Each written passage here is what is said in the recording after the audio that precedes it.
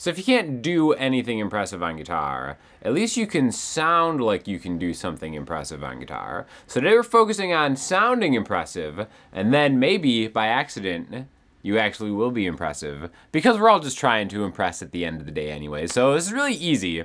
We're gonna do just 4 super simple chords and some inflections, all right? We're gonna start in A minor. It's gonna sound like this. I'll do it the impressive way first.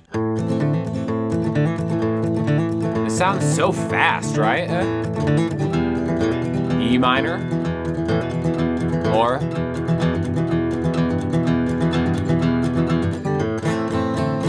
like it sounds like, whoa, that's light speed. That sounds like you really know what you're doing, but it's all just hammer-on trickery. We're also gonna talk about the music theory behind this, so it's maybe more than a little bit of a faking it lesson, but here we go. A minor, I've got the open A string as my root note, 2 on the D string, which is the 5th of A minor, right? Because it's the D string, D, D sharp, E, A, B, C, D, E, 1 to 5. So open A, 2 D, 2 G, 1 B, open E. Okay, so you can play an A minor chord, and you can also do a hammer on like this. So you can do this. All right, all we're doing is we're doing a strumming pattern, 1, 2, and root note. I'm just striking the A string, and then I'm going down and up on the bottom 4-ish strings, 1, 2, and then I'm doing the hammer on 3 and 4 and. All right, 1, 2, and hammer 4 and 1, 2, and hammer 4 and 1, 2, and 3 and 4 and 1, 2, and 3 and 4 and then you get a nice little groove. You don't even have to use a pick. You could also use your thumb and your pointer finger. I do this a lot of the time. It sounds like this. It's the same idea, right? We're getting a 1, 2, and 3, and 4, and 1, 2, and 3, and 4, and using that hammer on to make it a little bit faster, right? So I'll slow it down again. 1, 2, and 3, and 4, and. So the tricky part is getting that middle finger to come down with enough force to impress. 1, 2, and 3, and 4, and 1, 2, and 3, and 4, and it's really steady because it's just like, that's all you're really doing with your pick, or your fingers, right?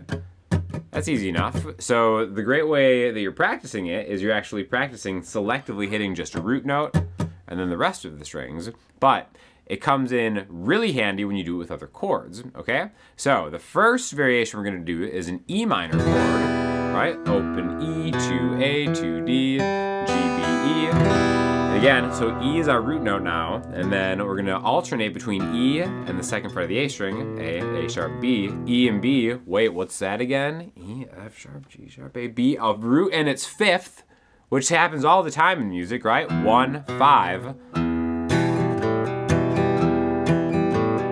This is probably gonna be even easier because you have more margin from error doing it from the lower strings, but switch back and forth between them. And the more you do it, the cleaner it'll get. But it probably will only sound this clean if you're using Elixir Strings, the sponsor of today's video.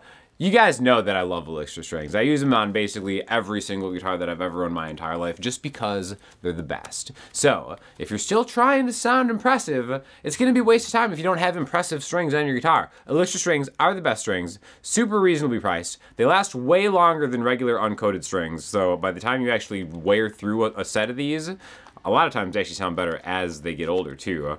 You'll have blown through packs and packs and packs of inferior strings. So you need to get some 12s, NanoWeb, Elixir string, coated goodies on that guitar. Otherwise, it's not gonna be impressive no matter how much you practice anyway. So, thanks to Elixir for sponsoring this video. Affiliate link in the description, all right?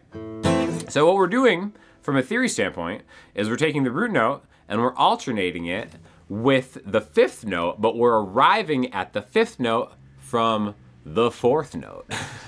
I'm sure that made a lot of sense. That was probably the best I could have explained it, but it makes more sense in context, right? So if I'm getting an A chord, D, hammer on to E, right? Remember, A, B, C, D, E. And key of A minor is really easy. There aren't any sharps or flats. It's just A, B, C, D, E, F, G.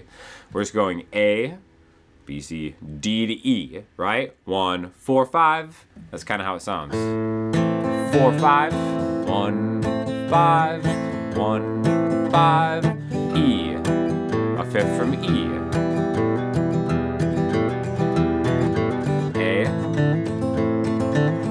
Now the cool thing about these chords specifically is we can also hear how it sounds when we arrive by alternating the root to a minor third. Okay, these are both minor chords, so if we wanted to replace that minor third with it instead, it could sound, you know, just as good, maybe a little bit different though. So with the A, it's really easy. See, remember that minor third, A, B, C. It's hard to put my third finger up when I'm holding a pick, yet I still try for the people on YouTube. Same idea, I'm getting root, down, up, hammer, root to third, minor third. Okay, a little tricky getting your pinky in the game, but you want to get your pinky in the game anyways. And then another way to kind of make it sound better, you know, that last one I buzzed a little bit, my bad, is to palm mute it just a little bit so it doesn't ring out. Which again is a different sound, not that one's better than another. It's just when you get it palm muted a little bit, you really isolate the lower part of those strings, right? And then you just do that by taking your palm, kind of chopping the side from the side of your hand on the bridge, and then you get a deadened sound that you don't have to worry about spilling over and cleaning up that chord a little bit. Do the same thing with the E minor.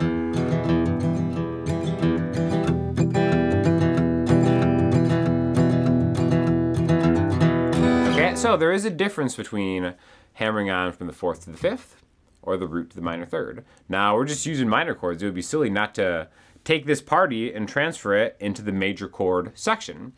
Let's do some really easy chords that go in this key, right? C major and G major are two chords that will always go with A minor and E minor. Those are the relative minors of C and G respectively, but we do the same thing, same idea, right? Here's C major, there's my root note now, it's a C. And let's do it where we hammer on the 2nd, D to E. So now we're hammering from the root to the 2nd to the major third, okay?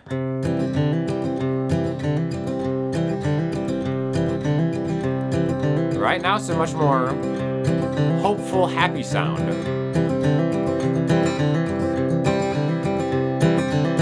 Same thing with the G.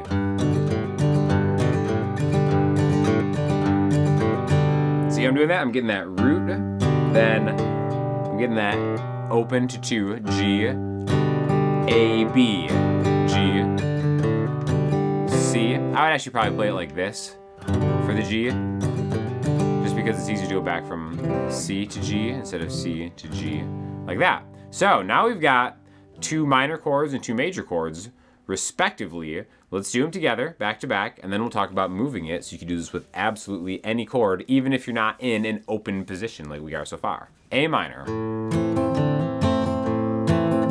4 times each. E minor.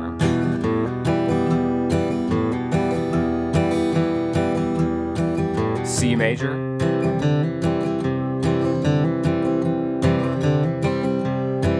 G major.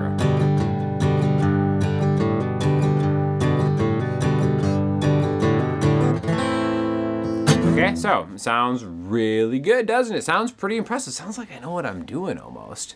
Let's do this in a different spot with a dreaded bar chord to show how you can do the same thing all over the place, all right? Now we could do the same thing even in this way and do a D minor like this. Like do that same idea, D, open G string to hammer on the G string. The beautiful thing about a root in its 5th, you'll always hear that sound. Again, it's just a power chord. But we can do this in a bar chord setting. So let's take this bar chord D minor down here, 5, 7, 7, 6. If I just get the middle 4 strings. And what I'm gonna do here is I'm gonna take the D string and and I'm gonna go off and then on, and now the hammer-on is gonna be my pointer finger to my ring finger.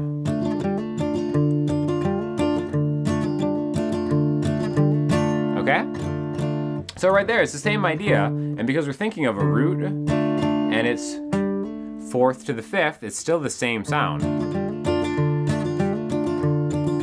then you can palm music at that. And again, you do this, now it's movable. E flat minor. E, F. Okay? Same thing with a bar chord like this. We can do like the E string rooted bar chord.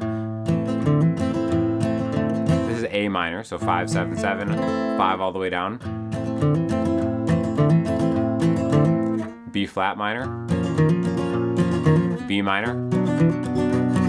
So you can kind of see that it's the exact same thing all the way down, just kind of seeing where that root, where its fifth is, and how to get to its fifth from a full step 2 frets away. You can also do the same thing with the major chords using those same shapes, and then just using like, you know, some would say a caged version of this. I'm not a huge caged guy, but we can still tip our caps to the caged people and say, let's do right here, right? We'll get the 8th fret on the A string, so this is an F, and then we'll do the C major chord right there, and then we can do the same thing with that C up top, where there's my root note, and then the D string will be my pointer finger to my ring finger. So I'm getting the 8th fret, and then I'm getting the 5th fret to the 7th fret on the hammer-on.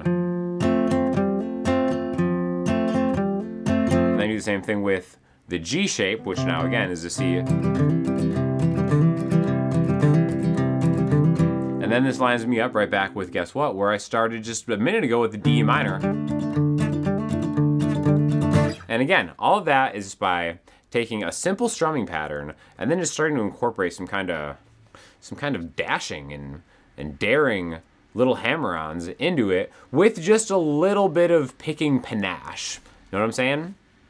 So another thing that you could do is just really experiment with different open strings all over the place. Again, one of my favorite keys to play in is the key of A major, because there's just something about the beautiful way that a lot of the open strings kind of add to A major. In fact, like, for instance, I could take this,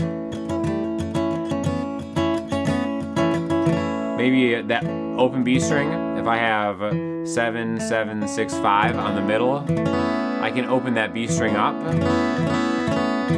and then I have like a add 9 or something.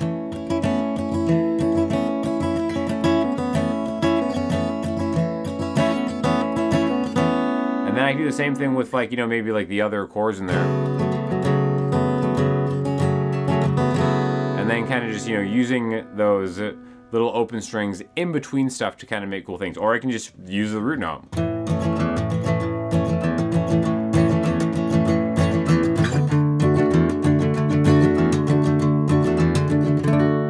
This is taking the root note, opening up, and hammering it on. So don't be afraid to experiment with just different ideas, because what are you going to lose? What's the worst that you can do? You're not going to really impress anybody on guitar anyways. So you can impress yourself, maybe your parents, and then maybe other people who have, for some sad reason, not watched this video yet. But you know who you're definitely going to impress? Myself and everybody else when you put some Elixir strings on your guitar. Thank you to them once again for sponsoring the video. If you have any questions or comments, hit me in the comment section, Instagram, or the website, and I'll talk to y'all soon.